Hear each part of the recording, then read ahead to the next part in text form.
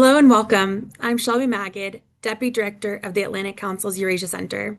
Thank you for joining us for today's discussion on Moldova's upcoming parliamentary elections. Moldova is a democracy, but one in a precarious position, with the nation often described as a testing ground for Russia's hybrid tactics and influence operations. As the country approaches elections on September 28th, it faces tremendous challenges, from external interference to domestic pressures that could shape its democratic and European trajectory.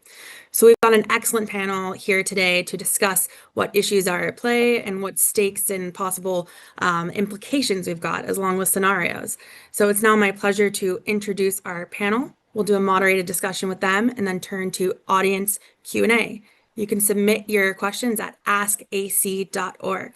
So to our panel, thank you for joining us. We've got Eto Buziashvili, a research associate at the Digital Forensic Research Lab at the Atlantic Council, Denise Dermanji, hope I said that right, sorry, IPN News Agency from Moldova, Ambassador William Hill, former head of the Organization for Security and Cooperation in Europe, Mission to Moldova, and last but not least, Ambassador John Herbst, Senior Director of the Atlantic Council's Eurasia Center, also joining us from Moldova. So Denise, we'll start with you. Can you tell us why Moldova's parliamentary elections are so important to the country's future? And what are the domestic implications for the country and the pro-European government led by President Sandu? Ladies and gentlemen, dear colleagues, it's a great honor to me to address you today, and thank you for the invitation to address on a subject that is central not only for my country but for the entire region, the parliamentary elections. And these elections are not just a domestic political event, they are a defining moment for Moldova's strategic direction and a key test for Europe's resilience in the face of hybrid threats. These elections are decisive because Moldova is at crossroads, and the current government, led by President Maia Sandu's party PAS, has made EU integration the cornerstone of its policy. And for the first time, Moldova is negotiating EU accession, and that process can only advance if reforms continue and if Parliament supports the government's agenda. And if PAS secures a majority, Moldova can accelerate judicial reform and anti-corruption measures and closer alignment with European standards. If, however, the parliament tilts toward pro-Russian or nominally neutral forces, the country could see reforms blocked and delays in EU integration and potentially even a reversal of its foreign policy orientation. At the same time, the polls we have today do not give the full certainty of a PAS victory. Surveys currently suggest that PAS could win the largest share of seats, but it is not clear if that will translate into an outright majority. We should also know that most polls do not take into account two very important electorates, and this is the Moldovan diaspora, which has strongly supported Maia Sandu and her party in the past few election cycles, and voters from Transnistria, where pro-Russian voices remain insignificant. And these factors could tilt the balance in unpredictable ways, I think. Great. Thank you so much. Thank you. Now, Ambassador Herbst, turning to you. Why does the outcome of Moldova's election matter beyond their own borders, particularly for the EU and neighbor Ukraine in the context of Russia's ongoing war? Moscow is seeking complete influence over Moldova. And there are, you might say, assets of the Kremlin in Moldova seeking to achieve that same objective, help the Kremlin achieve that objective. And of course, were they to win the election and were Moscow to cement its influence in Chisinau, this would give them, the Kremlin, another point from which to put pressure in its war of aggression on Ukraine. And it would give the Kremlin another country in Europe from which it can conduct operations against both the EU and NATO. I don't think that will be the result, but that would certainly be a victory for Moscow's revisionist agenda, which is to restore its influence throughout the former space of the Soviet Union and the Warsaw Pact. And under Ms. Sandu, Moldova has moved decisively towards Europe. And so I don't think even a bad election result means the end of that, but it would certainly be a setback to those efforts. Great, thank you. Ambassador Hill, could you please assess the current electoral balance of power between pro-European and pro-Russian forces in Moldova? And how do the regions of Transnistria and Gagauzia fit in? Okay, well, first of all, thank you very much to Shelby, to you and your colleagues at the Atlantic Council for having this program and for including me. This election is strange in the respect that almost every poll taken in Moldova shows a significant majority of the voters in favor of EU integration, of joining the EU. Yet the polls also show that the electorate is pretty much evenly divided between supporters of the ruling party, the Party of Action and Solidarity, or PAS, right and right center, and the various left wing, left center parties, most of which are reputed and really are, in many cases, pro Moscow. Part of this reflects, PAS is an incumbent, and there's a natural tendency of parts of the population to be discontented with incumbents. And part of it has to do with larger cultural and linguistic splits in the population. But I was there last week, and what I hear, PAS seems to be doing pretty well. Gagauzia, the vote will be decisively pro-Moscow, pro-left wing. It has been since Moldova got independence, but Gagauzia is a very small part of the electorate. And unless the election is unbelievably close, it shouldn't affect the overall results. In Transnistria, it's unclear how many people are going to vote and what kind of vote they're going to have. There's significant support for the EU and the population on the left bank, but not all of these people vote, and how they vote may differ from their sentiments and attitudes towards the EU. Last year, there was a lot of attempts at paid voting, sending paid voters for anti-government candidates, or for Sandu's opponent. It's not clear whether that will happen. It seems, from what I've been told, the authorities are not going to try not to allow some things like that to happen. We'll have to see. The key matter that's already been mentioned is the diaspora. And the last few elections, the Moldovan diaspora has voted in enormous numbers, and it's voted decisively for pro-European center and center-right parties. The last votes, it went decisively for PAS, and last year for President Sandu. There are indications that there are great efforts to get a turnout like this for this election. And if the diaspora does turn out as it has in recent elections, the prospects for PAS retaining a majority or a clear preeminence in a coalition are pretty good. Glad to hear that. Thank you. Now, Eto, turning to you, something that's discussed a lot around elections in Moldova. Can you tell us what kinds of Russian disinformation and hybrid tactics we should expect to see around the election, and how they might affect perceptions of legitimacy? My pleasure to be joining this discussion today. Shelby, that is exactly the question that we tried to answer in the newly published report, Moldova Country Election Risk Assessment, a comprehensive study evaluating foreign information manipulation and interference threats to the country's 2025 election environment. This is a report that our team at the DFR Lab co-authored together with Alliance for Europe, Debunk.org, and EU Disinfo Lab, and it was produced by under the FIMI Defenders for Election Integrity project. So here are a couple of findings from the report.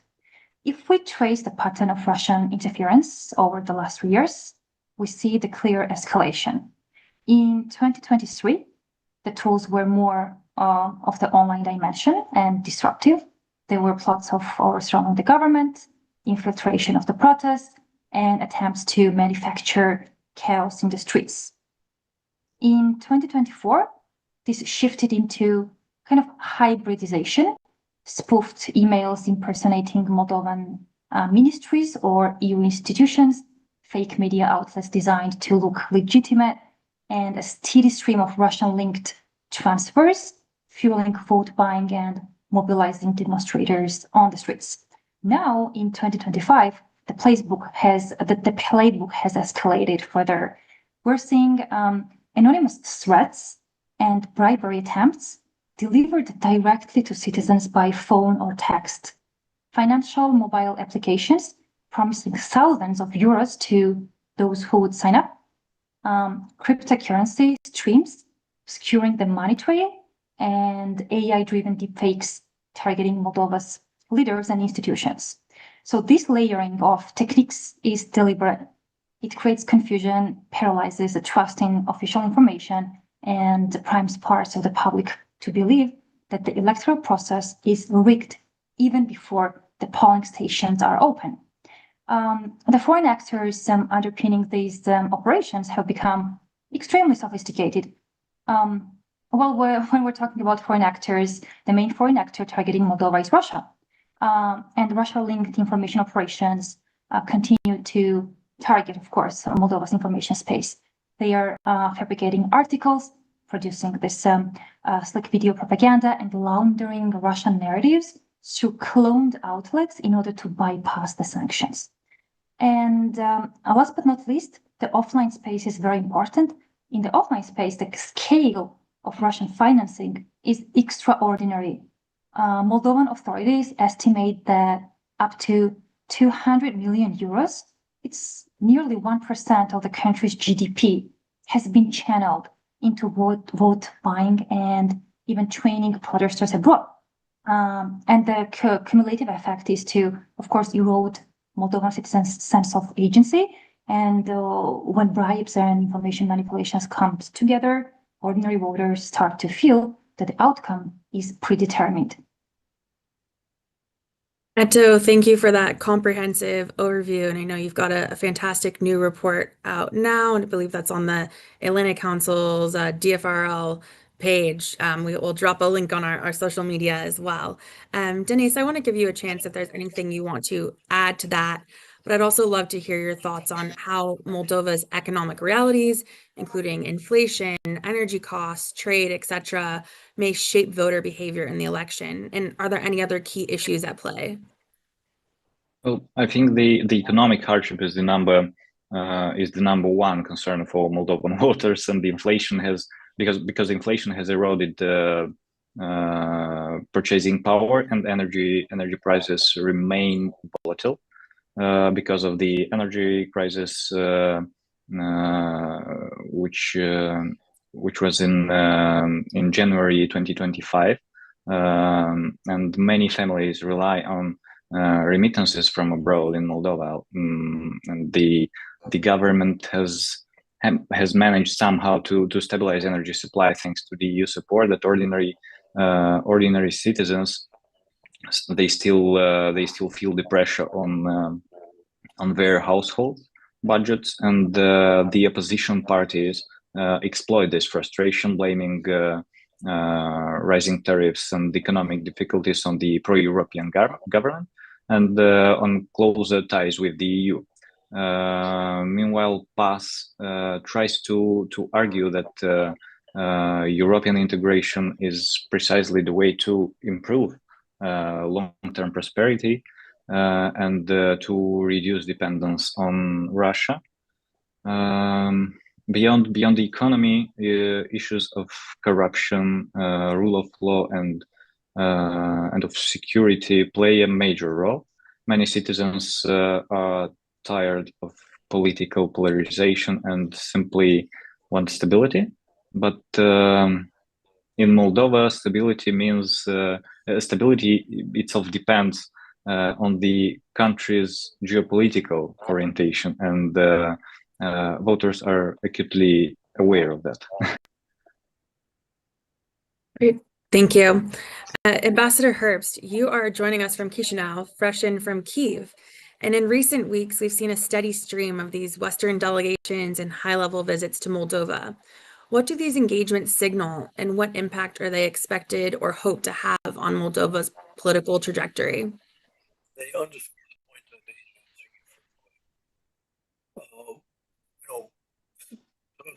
made. Macron and other European leaders of the first rank have been here to express their support for Ms. Sandu and her party, because they understand that Moldova, heading clearly in the direction of the EU, pursuing reform, is a Moldova which will enhance security in Southeastern Europe, and a Moldova that will contribute to growing prosperity throughout Europe. And they want to express their support. They understand the nasty games being played by the Kremlin that we've heard from Denise and Etta, and they want to offer support in response to that. So this underscores the stakes of this election. Thank you. Ambassador Hill, Russia uses different levers, including energy, trade, soft power, and more, to exert influence in Moldova. Which levers do you see as the most potent for the risk of interference, and what countermeasures should be prioritized to address these risks? Russia, when the Soviet Union fell apart, in the early days, Russia had a lot of levers of influence on Moldova, but it's exhausted or lost many of them. One of the main levers was effective control of Transnistria. But since 2014 and Russia's annexation of Crimea and invasion, the start of the war in Donbass, Ukraine closed its airspace and transit to Russia, Russians of all sorts. And so Russia now cannot get directly to Transnistria physically. The officers there in the Russian detachment haven't been rotated in years. And so that one is, that direct access to Transnistria is gone. The bulk of Bessarabia's, the right bank's trade in the 1990s was with Russia, but with embargoes and cutoffs and sanitary stops and other things, other means of pressure, Russia basically pushed Moldova reoriented its trade towards Western Europe and the European Union. So that lever has largely disappeared. Large numbers of Moldovans used to work in Russia. The construction industry in Moscow at one time was almost entirely Moldovan laborers. But Russia has made problems there. The war in Ukraine, other things have caused a lot of Moldovans to come home or seek work elsewhere other than in the Russian Federation. Finally, energy dependence. With Russia's price raise and reduction of supplies in the winter of 21-22, the cutoff of this January, other things have pushed Moldova, especially as it's gotten its EU candidacy, to reorient its energy supplies. And Moldova has almost entirely ended by now its energy dependence on Russia. It's not all gone. There's still, in particular, Transnistria is still getting subsidized Russian gas indirectly, and Moldova will need to take more steps in its own economy to supplant the cheap energy it used to get from the Transnistrian region, the cheap electricity. But basically that one's gone. So what Moscow really has left is to use its cultural influence, its soft power, the affinity of a large part of the Moldovan population for Russian films, music, and things like this, to try to interfere electorally. And that's what we see big time. That is where Russia is going. It's true. They're seeking, in my estimation, to help install a Moscow-friendly government in Chisinau. And they're doing this through the grossest and really spectacular intervention and a manipulation of the electoral process in Moldova. The problem is here that, while in my estimation, my experience from living there, lots of Moldovans like Russian culture. They don't want to be ruled from Moscow. And the more overt Russian manipulation and entry into the electoral process becomes, my guess is the greater chance it has of backfiring through a popular reaction. But we'll see. But Moscow has clearly gone all in on the elections in 2024 and then in this election. It is a real challenge because they've put a lot of money in it and a lot of resources. Thank you very much. Eto, what is the role of the media environment in addressing disinformation in this election? And how well are civil society, journalism, and outside actors positioned to counter the false narratives or external meddling that we're seeing? And last but not least, what is the impact, if any, of the termination of programming by VOA and RFERL? Well, Moldova's media environment is fragile, it's contested, and it's deeply politicized. For decades, broadcast channels were effectively captured by oligarchs and political patrons, many aligned with Moscow, while the government has moved to revoke licenses of pro-Kremlin broadcasters. These outlets rarely disappear. Instead, they resurface through mirror websites, proxy ownership, or streaming platforms such as ITV, which openly invite citizens to bypass restrictions and continue consuming banned Russian programming. When it comes to online space, the battlefield is even more fragmented. Facebook dominates the reach, while Telegram and TikTok have become central tools for mobilization and narrative amplification, especially among younger Moldovans. It also should be highlighted that digital influencers, some covertly paid, act as distribution nodes for anti-EU messaging. Civil society has stepped up impressively. Watchdogs like Watchdog.md and Promolex, as well as some new monitoring projects. They have created rapid alert systems, pre-banking toolkits, and partnerships with the European counterparts. Moldova also has adopted a national strategy on countering disinformation 2024-2028 and updated its electoral code. There were also stress tests with the EU cyber partners, and they exposed vulnerabilities before crisis. And these were major steps forward. But enforcement is patchy. Interagency coordination often lacks, and social media platforms are very slow to react and act. And in these environments, the termination or scaling back of the credible international broadcasters like Voice of America or Radio Free Europe, it really matters. Their Moldovan language programming historically offered a counterweight to manipulative outlets. So without sustained external anchors, Moldova's fragile media ecosystem leans even more heavily on local watchdogs who, while courageous, operate far fewer resources. Thank you very much. And Denise, I want to give you a chance to just comment on the media environment as well, if there's anything you want to add there briefly. Yeah, it's absolutely right that Vieto is absolutely right that Moldova has taken a number of measures to counter Russian propaganda, to strengthen media landscape. But the challenge is that resources Moscow allocates to these purposes are many times larger than Moldova itself has, and even larger than the assistance Moldova receives from the EU and other partners in this area. Thank you. And turning to you again, can you tell us about potential scenarios for the election and how that might impact Moldova's EU trajectory?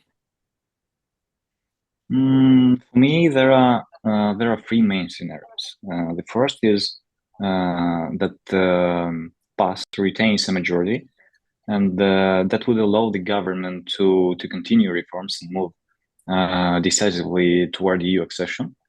The second scenario is a fragmented parliament, where PAS wins the most seats, but not enough for a majority, forcing it to rely on small allies and this would make governance difficult and fragile, but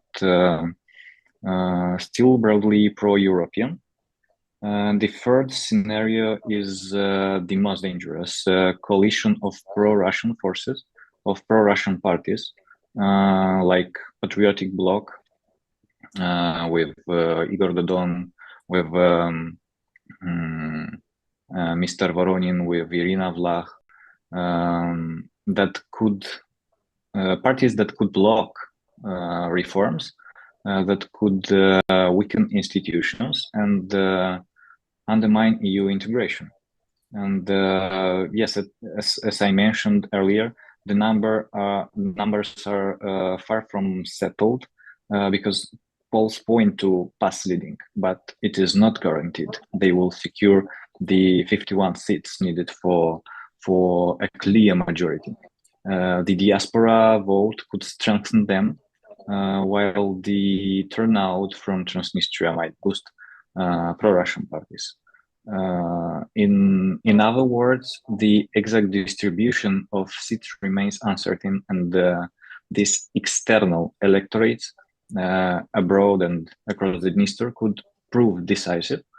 And also for the EU, I think for the EU, this election is a stress test. If pro EU forces prevail, Brussels will see that enlargement is not only a strategic choice, but also a source of resilience against Russian influence. If pro-Russian forces gain ground, it would be a setback not only for Moldova but for the credibility of the EU's neighborhood policy as a whole. Thank you very much. Ambassador Herbst, if Moscow does succeed in gaining leverage in Chisinau through Moldova's elections, what signal does this send to Ukraine and other frontline states about Western staying power? Well, what first is opens a possible new front for Moscow to leverage its aggression in Ukraine. And that's obviously a dangerous development. But again, it also promotes Moscow's networks, its hybrid warfare networks in a country in a key position in Southeastern Europe, and enables them to pursue these more aggressively. That's why, again, we've seen a bunch of West European or European leaders heading towards Chisinau to express support. So this is something which can be dealt with. We've seen efforts by authorities in Chisinau, helped by their partners in the West, to limit the impact of Russian money on the election, the impact of Russian disinformation efforts. But of course, the reduction in American soft power we've seen over the past 7 or 8 months is a negative as we try to deal with this phenomenon. Thank you. Now, Ambassador Hill, how vulnerable is Moldova to political instability in the aftermath of the election, especially in light of strong external pressures or any contested results? Well, hopefully correctly so, but I'm relatively optimistic about that. Of course, the result of the election, a lot depends upon how good or bad, from one's point of view, the result of the election is. But my experience in Moldova, and having been there recently, the first question I would ask is, depending on how the election turns out, especially if it turns out should turn out poorly for the pro-European electorate, who would go out, or excuse me, turn out badly for the pro-Moscow electorate? Who would turn out? Who would create the instability? And I think most of the population, I mean, there are instances, the Moldovan civil society is not quiet. There were weekly demonstrations in 2002 against President Voronin's policy of, seeking closer alignment with Moscow from the Christian Democratic People's Party. There was, of course, a big demonstration after the first round of the parliamentary election, 2009. There were a number of people that came out in 2019 around the time that Plahotniuc was forced out. But in generally, what's happened with Moldova when as people have been disillusioned or unhappy with the result of the elections is they leave. And Moldova's most significant problem that I see is a lack of personnel, both personnel to staff the government and to do things everywhere in the country. The population outflow over the 3 decades since independence was achieved has been shocking, and one of the most significant and crucial long-term problems facing the government and Moldova's friends is how to stabilize the population and encourage a number of talented Moldovans to return and contribute to their country. But the bottom line, instability, yeah, if the Russians don't get what they want, they could resort to provocations. Remember that they're only getting their traction now because they're paying people, buying votes, paying people to organize. They don't have a whole lot of enthusiasts that are doing this on their own accord. And so I would look more to, especially there's a substantial declared and undeclared FSB presence on both banks, not just the left bank. And they might try something there, God knows what, and God forbid. Or the other thing they could, try to increase some sort of propaganda and cut off the gas to Transnistria again and create flows or a great, welfare need there. But as I look at it,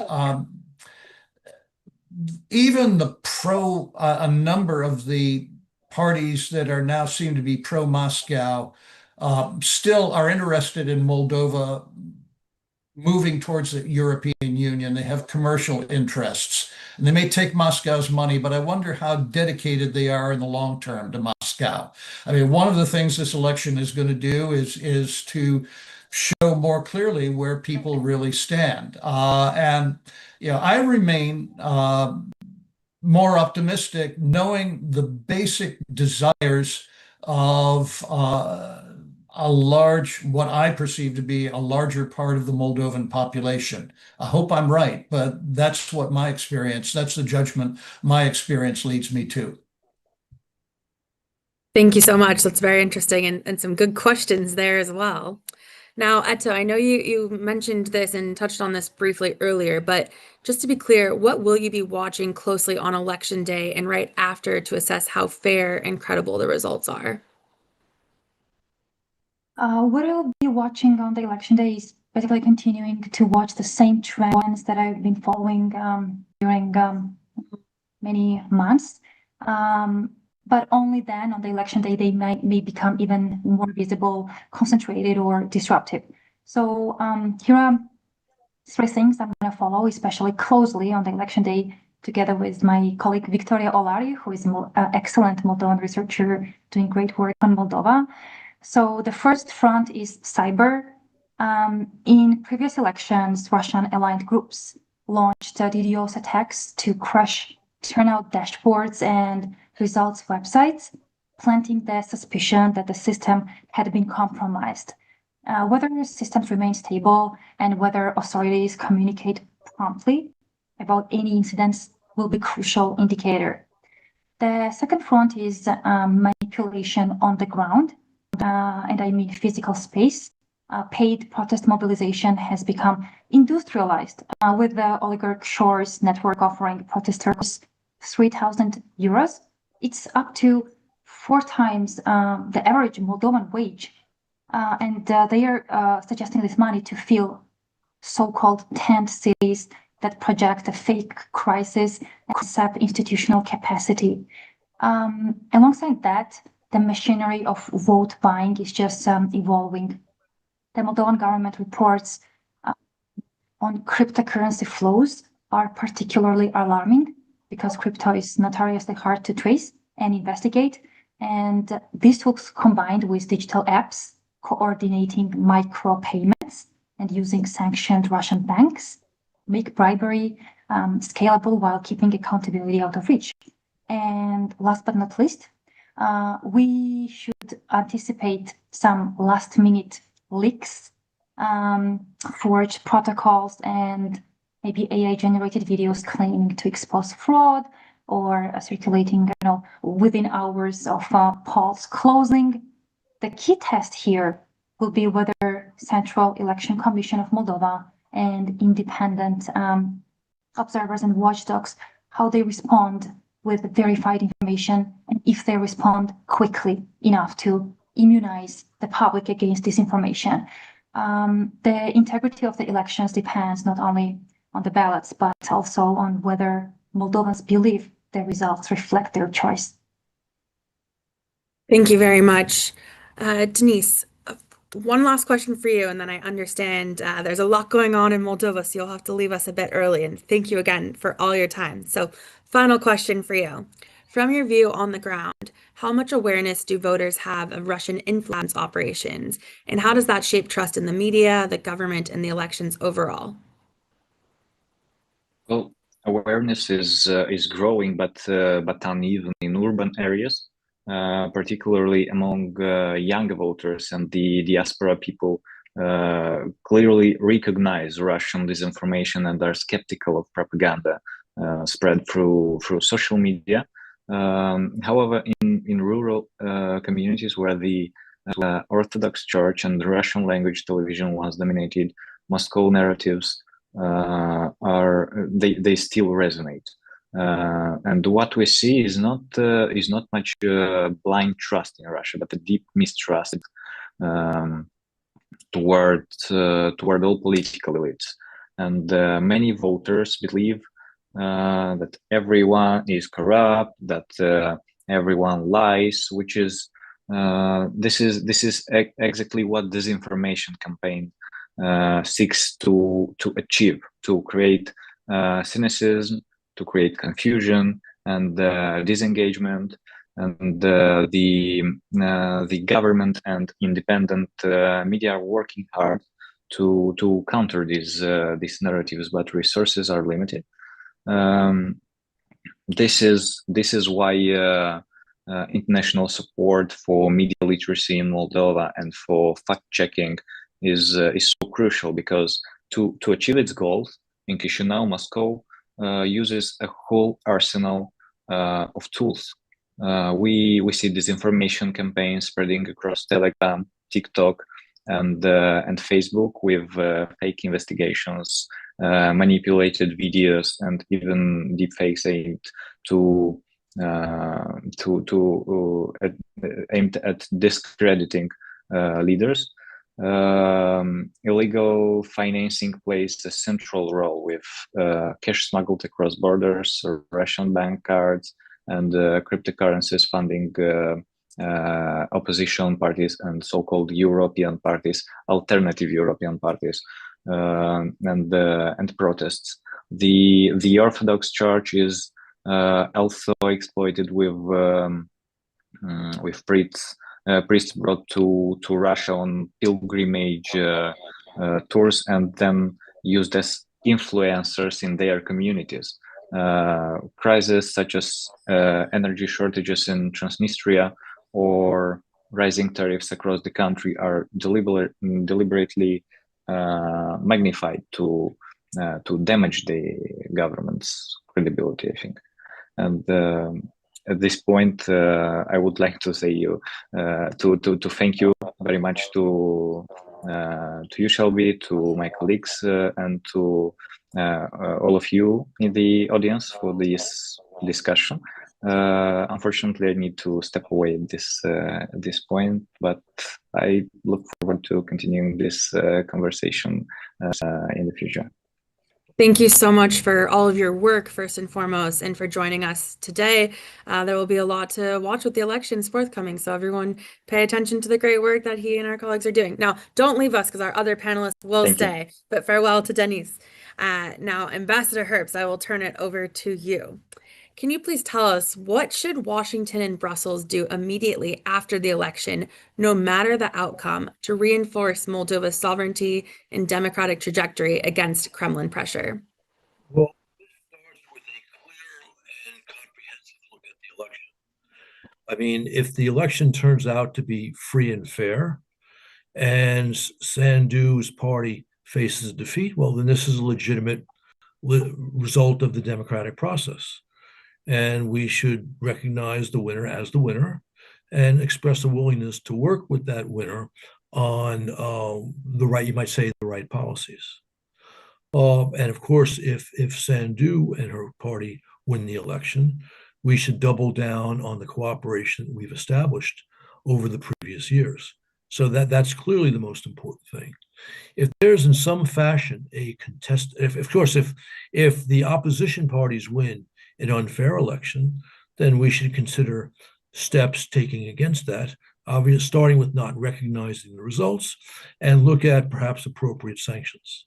So that I think is the normal course to be followed, and one that we have followed fairly consistently over the past 20 plus years, as there have been both good and bad elections in the space of the former Soviet Empire. I don't know. I am confident that we'll see policies like this coming from the EU. It's less clear what the policies will be coming from Washington, although certainly there has been a good deal of interest from the US Congress in the upcoming election in Moldova. And that interest reflects, I would say, the historic and healthy instincts of American policy, which is along the lines I've just described. Thank you very much. And I will turn to audience questions shortly at askac.org. We've got some interesting ones coming in, but I've got a couple more questions for our panel. So, Ambassador Hill, if Moldova's election is indeed seen as compromised by Russian meddling, how would that affect wider regional stability, especially for other states facing similar pressures? I think pretty clearly a Russian success or something that's viewed as a Russian success in Moldova would encourage potential pro-Moscow individuals and groups in other countries to either emerge or to increase their activities, try to raise their profile. But the thing we have to remember behind this is that Russia's actions in Ukraine, next door to Moldova, and in Moldova now and in the past are not isolated one-off things.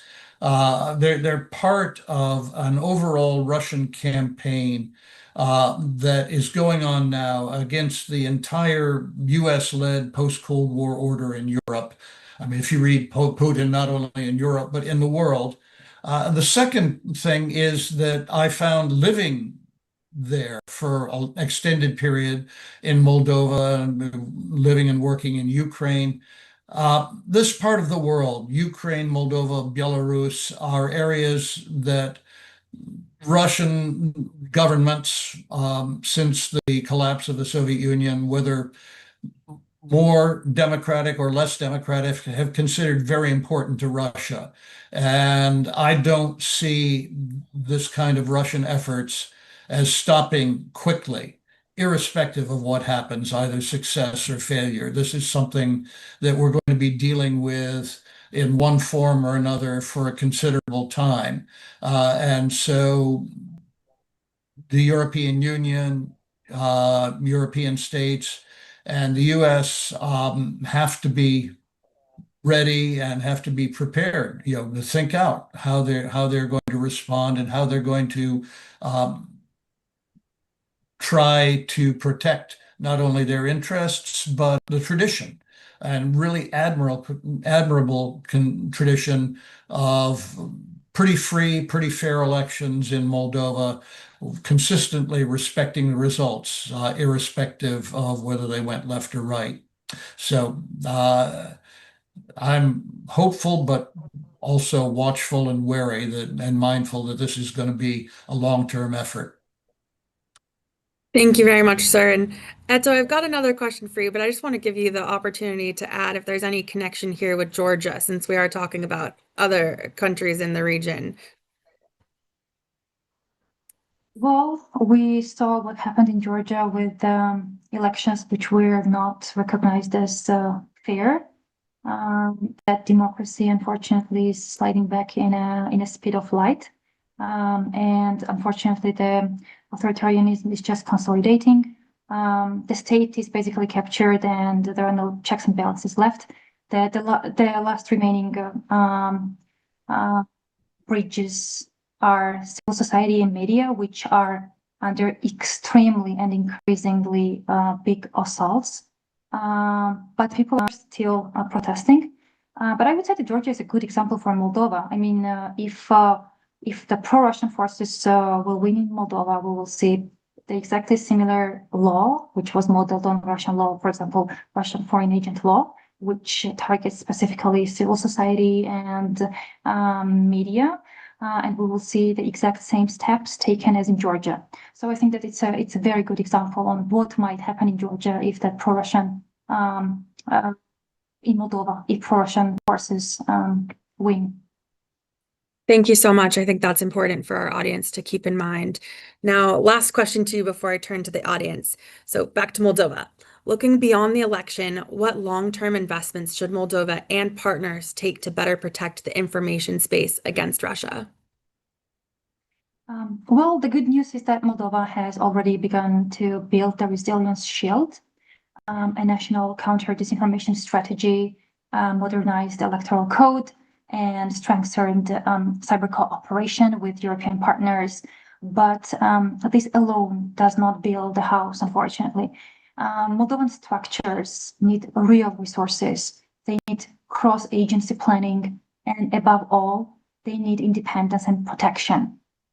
Some institutions might risk paralysis if political pressure or fear, most importantly, fear of reprisals, prevent them from acting, and ensuring their autonomy and giving them teeth should be priority there. Second, dynamic cooperation with platforms is essential, and I guess this more depends on platforms rather than Moldovan government. For example, the infamous platform Moldova 24 and its mirror domains show that how easily it is for Kremlin-aligned operators to rebrand and to reappear in the online information space. And only coordinated action that targets networks, not just nodes, can contain the problem. Third, the financial transparency must extend into the digital domain. When the sanctioned Russian banks, cryptocurrency exchanges, and mobile apps funnel money into vote buying, voter agency is basically destroyed. Tracking and shutting down these shadow financing pipelines is an important as countering bots or information manipulation. And finally, resilience cannot depend on civil society watchdogs' bigger efforts during the election season. They need real sustained funding.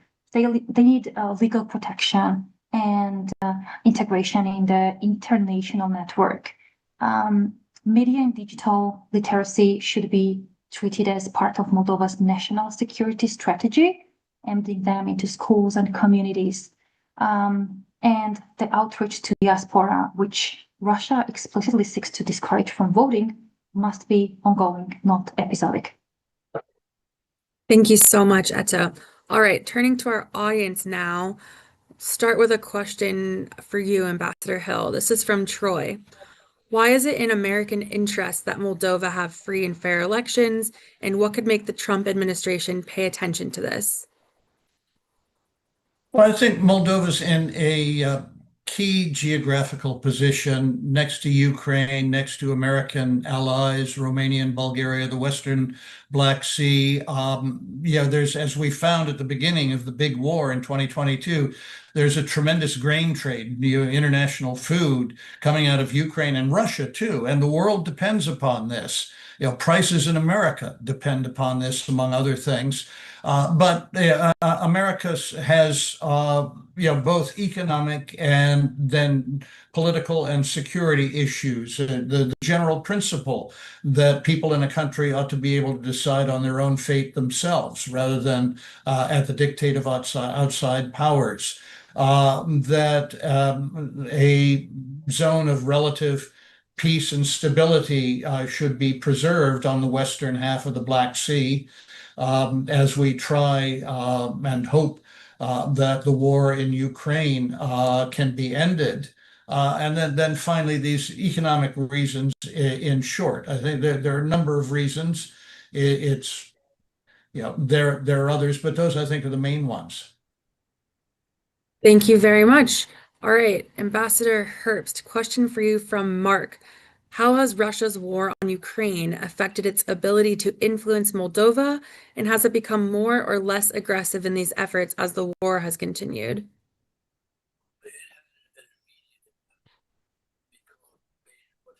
Can you start over real quick? Your AV went out.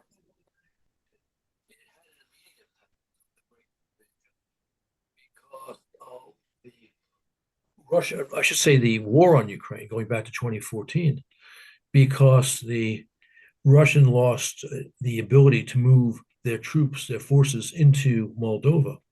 And in fact, in the great invasion doubled that down because the Ukrainians were a little bit cautious in the way they treated Moldova and Russia's relationship with it before the big invasion. But then they were all in to make sure Russia had no access to Transnistria.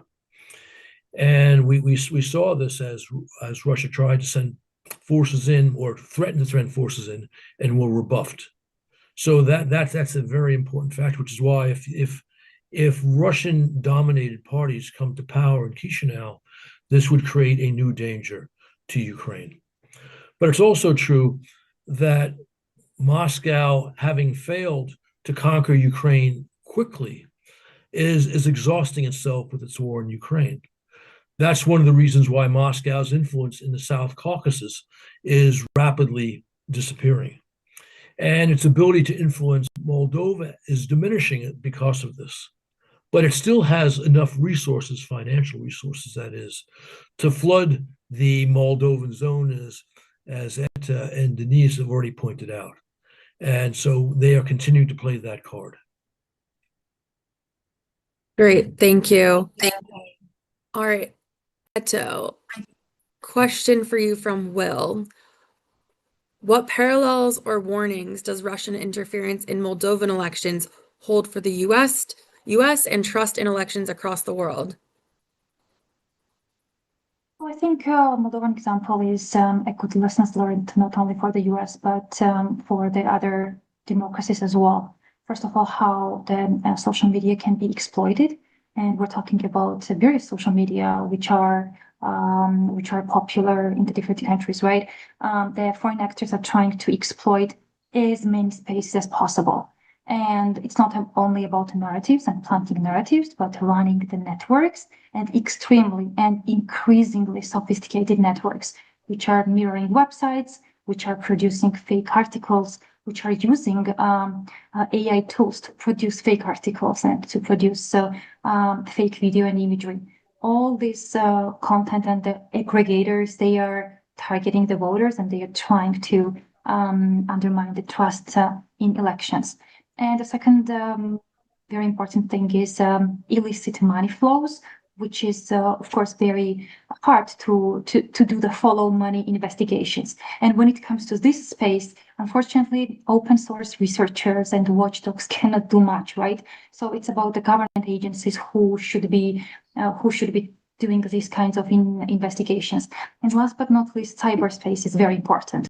Now, all the cyber attacks and cyber-enabled information operations, they are another layer of trying to discourage voters from believing that the process is democratic and undermining the whole integrity of information space. And all these trends, they won't take place of course, they will take place on the election day, but they will happen before the election day, because what we know is that when the interference happens, it of course happens before the elections, way before. Thank you. All right, we've got a question from Atlantic Council non-resident senior fellow Michael Bosserku, who lives in Odessa but is often in Moldova as well. Send this to you, Ambassador Hill. Michael says, President Sandu suggested in her recent speech at the EU that international election observation missions are ill-equipped to detect the nefarious activities of bad actors such as Russia. That polling day observation simply isn't enough. Do you agree? Should the big actors have a good look at how to better detect modern tactics that are often launched months ahead of polling days? Funny, because I was thinking about that issue while I was listening, and indeed, My experience has been it's much less common that abuses or violations occur on election day, especially if you've got authoritarian regimes that are in good control. Election day looks good. It's in the campaign where the violations occur. The OSCE, with which I work the longest, there are other organizations that do election observation.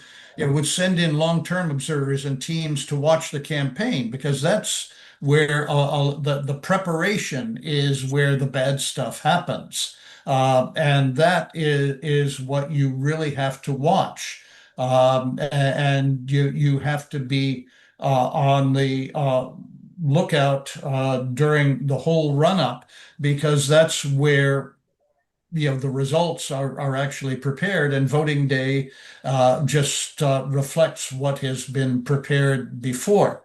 The other thing, and I think Eto has referred to it, added is the changes in media, the changes in the way influence is obtained and applied have really been remarkable over the years, over the past century. You put it this way, my grandparents got information from newspapers. My parents got information from radio. My generation got information from TV. My children get information from the internet, and my grandchildren get information from social media.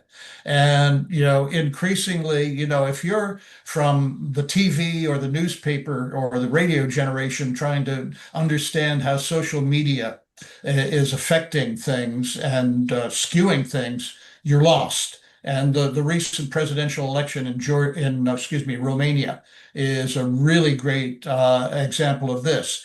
The Moldovans are onto this. They're following it. I give them real credit for being cognizant and trying to take measures to ensure fairness and to prevent the skewing.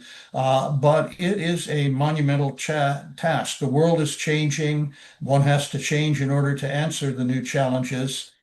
And hopefully they will do that. But it is yeah, President Sandu is right. Moldova, certainly, it's the campaign that is going to skew the results if it does, if they are skewed. Knock on wood, that's not really going to happen. They've done well in their history so far, and hopefully this election will be in that tradition and will really reflect the will of the people. Thank you so much. I agree with everything said. Ambassador Herbst, anything you want to add as we wrap up? Regarding the last question, I think there's awareness of this in key Western capitals. I know the United States, and I believe also the EU or EU governments have been working with Moldovan authorities for years regarding the influence of Russian money and other Russian tactics to drive out a vote which is not a legitimate one. Great. Thank you. Edo, final words? I would really hope that we will be witnessing the strong whole society approach in Moldova, because Moldova is positioned for doing this. They have excellent civil society. The government is very much motivated to work transparently and accountability to push back for the interference.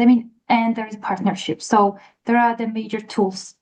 And I guess we have to only see how these tools might be played out on the election day.